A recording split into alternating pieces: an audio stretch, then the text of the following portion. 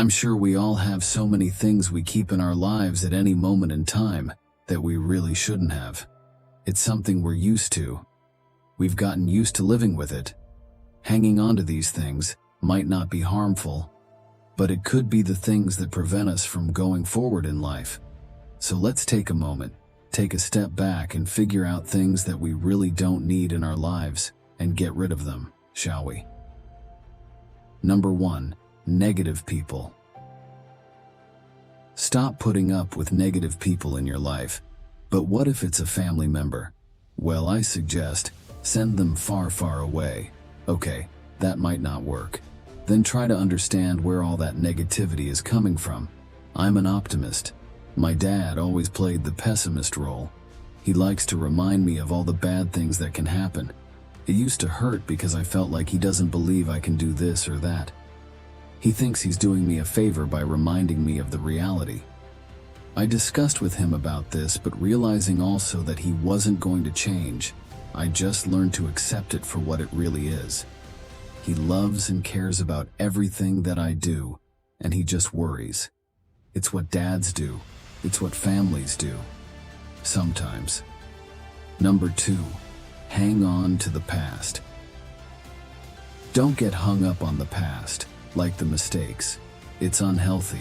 It's done and over with. If there are any lessons to be learned, then, by all means, learn from it and then move on. The moment that matters to our lives the most is now. I hate to sound like a cliche, but there's nothing else you can do with the past. It's already over. There's not much you can do about the future. It's not here yet. Tomorrow will always be tomorrow. The only time you can do something about, be proactive about change for the better, or worse, is right now. This minute, this second is in your control. Make the most of it. Number 3. Letting go of people. The first thing that you need to eliminate from your life is toxic people, be it in the realm of friendship or romance. Everyone knows that you become the people you spend the most time with, and yet most people don't know how to end bad relationships. They feel obligated to stay in contact with people, even if it hurts them. Listen, no matter how great of a time you once had with a person, times change sometimes. A chapter of those people in your life is finished, and you need to see that for what it is. It doesn't matter whether you've known them for 10 years. If a person hinders your life, causes you pain, or stops you from growing, they need to go. Cut them out of your life, out of loyalty to yourself. And you don't owe anyone an explanation. In fact, it's important to end these relationships without telling everyone, because when you keep these matters private, you not only preserve the dignity of all involved, but it also helps you with acceptance and healing. So self-reflect and deal with the issues internally, instead of listening to everyone's opinion. Number 4. Feel sorry for yourself. There is nothing more pathetic than a man who feels sorry for himself.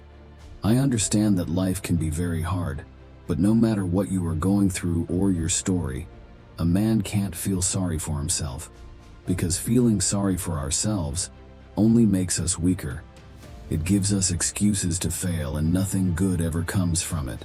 Always remind yourself that there are many successful people out there who had it worse than you.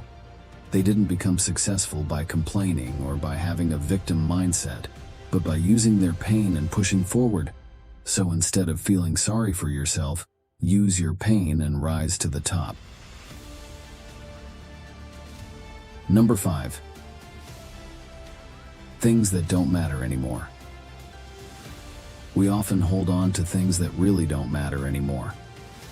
It could be for sentimental reasons or because we think they might become useful in the future.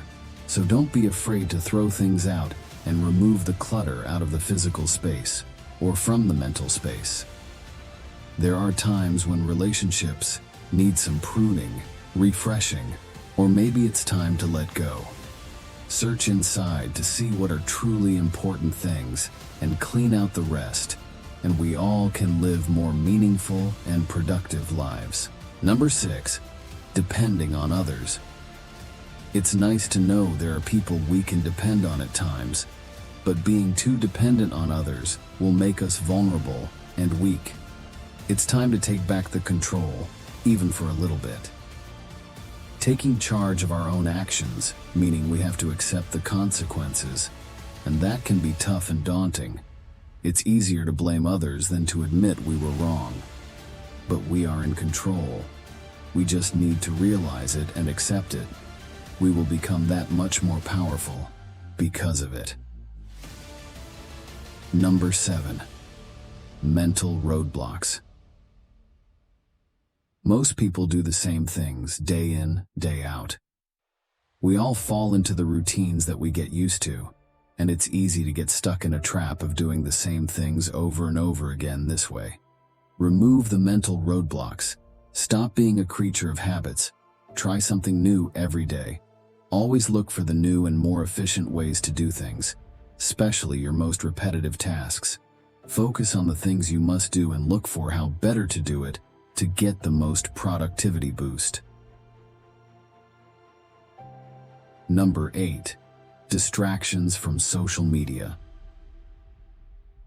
Much easier said than done, seeing that we are all pretty much glued to what's latest on social media.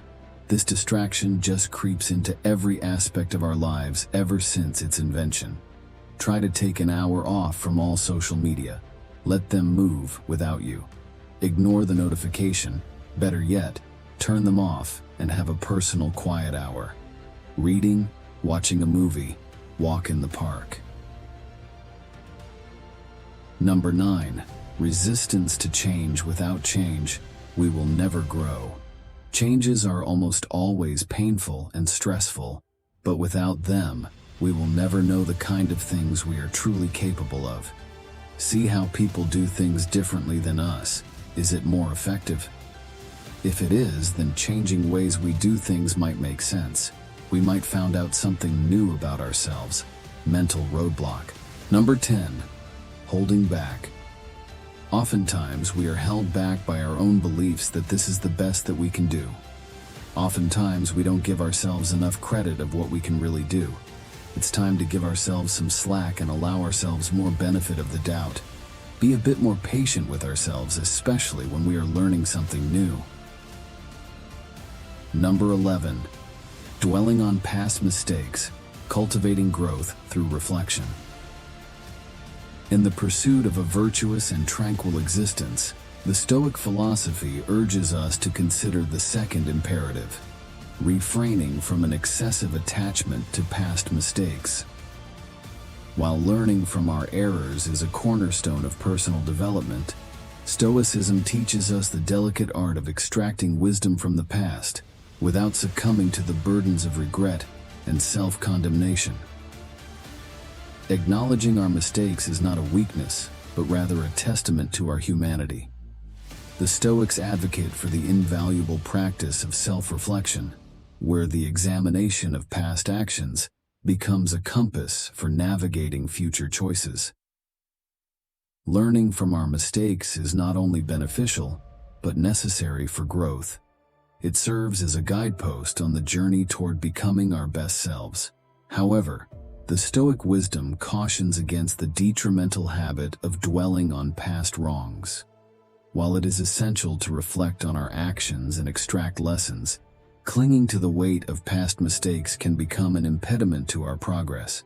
The unhealthy attachment to old wrongs impedes our ability to fully engage with the present moment and stifles the potential for future accomplishments.